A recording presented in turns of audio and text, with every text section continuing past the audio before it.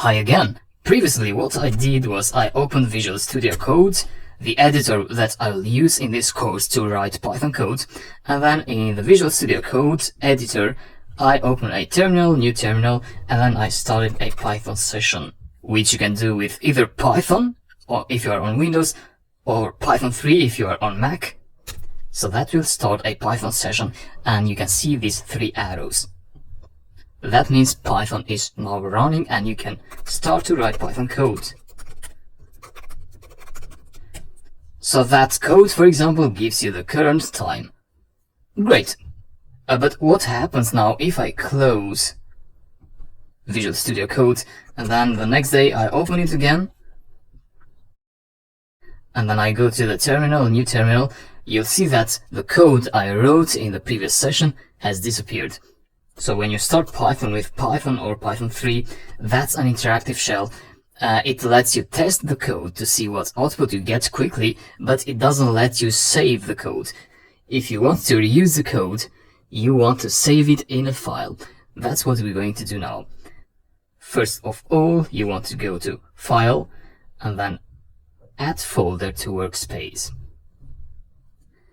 With that, what you want to do is, you want to pick a folder in your computer. For example, I have created an empty folder here. I named it the basics. You can name it whatever you want. You want to pick that folder. So click Add. And that folder will be added to the Visual Studio Code workspace now. You can see the name of the folder here. And now what I can do is I can go to File and go to New File. Or you can just click here. It's the same thing, this new file icon. And then give a name to the file. Name it whatever you want except of datetime.py. Don't do that because we are using the datetime module and Python will get confused if you use that name. So use whatever name you like. I'll just use basics.py. Press enter. And now a file has been created in the basics folder. If you don't trust me, just go to your file explorer, what you have on Windows, Windows Explorer, or the Finder on Mac, and you'll see that the basics.py file, in my case, has been created in that folder. So now we are actually editing that file inside Visual Studio Code editor. Now here I'm going to write the same code that I wrote in the Python interactive shell. Once you have done writing the code, make sure to save it. Either go to File and click on Save, or just use the shortcut Ctrl S or Command S. So Ctrl S if you are on Windows, Command S if you are on Mac. And then if you want to execute this code, you want to click on the terminal. Now, be careful here. Currently, we are inside the Python session. You can see these arrows. If you have these arrows, that means you are inside the Python session. We want to exit the Python session now. We are not writing interactive code. We are going to execute this file. To execute the file, you want to be on the terminal. So, click Exit here with this round parenthesis. Press enter and you are back on the terminal. Now here you can write Python, which is usually the command on Windows, or Python 3, which is usually the command on Mac and Linux. Use whatever works for you. And then here you want to type the name of the file that you have created. In my case, that is basics.py. Execute. And you're not going to get an output. So in the Python interactive shell, we can use this icon here to split the terminal. So we have two terminals now. I can use one as a terminal here, and I can use the other as an interactive Python shell by just typing Python or Python 3. So here we can write code interactively.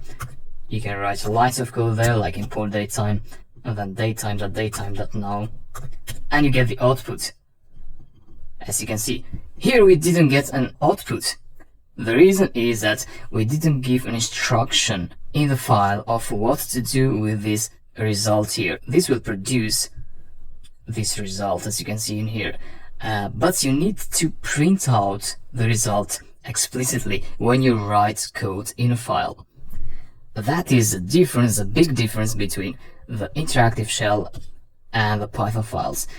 So in order to do that, you want to add print just before that expression, and this expression now should go inside parentheses. So just after print, open a parenthesis, and after this expression, close the parenthesis. So this expression is inside the parenthesis of the print function. This is a function. It prints out something. In this case, this is something. Again, save the code with Ctrl S or Command S, don't forget. And then here you can either write the command again or just press the upper arrow key to call the previously executed command, python3 basics.py. Execute and you get the output. As you can see, this is formatted a bit different than this here. The reason is that in the interactive shell, the interactive Python shell is meant more for you as a programmer to test things out. So when something is called like that, you get a more raw output. So it tells you that this is the date time, and it gives you the year by divided by commas from the month. And here you get the same, basically the same result, but formatted in a nicer way, because this is meant more for the end user to see the date time in this case. If you want a nice format in here, you want to use a print function. Print, open and close parentheses, and basically you get the same format as in here. So you can use a print function both in the Python file and in the terminal, but you cannot have implicit printing in a Python file like we did with the Python interactive shell in here. I've noticed that some students, what they do is they are inside the Python interactive shell, which you can tell when you see these three arrows, and inside here what they try to do is they try to execute a Python file. For example, they try to do this.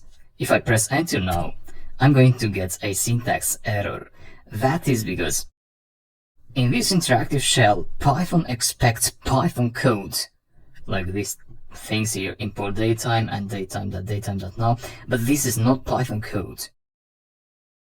This is actually a command you give to your computer.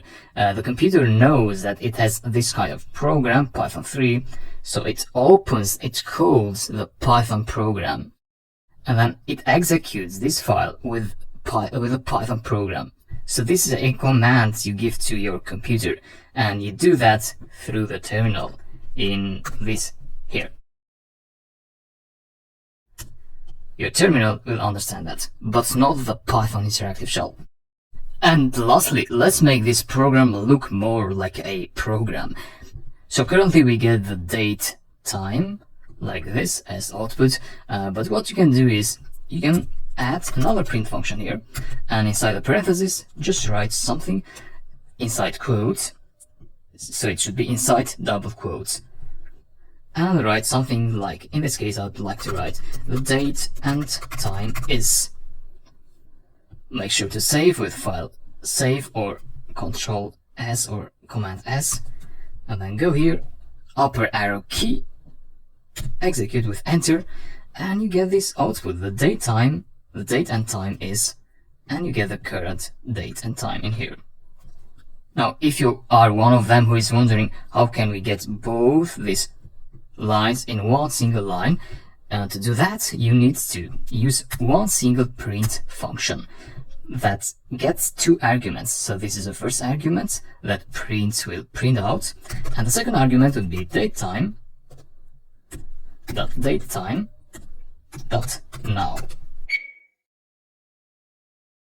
So the expression that outputs the current date time. Don't forget to save, go here, execute, and this is the output. So the date and time is this one in here. And that is how you can create Python programs. So basics.py is the Python program I created in this lecture. Talk to you later.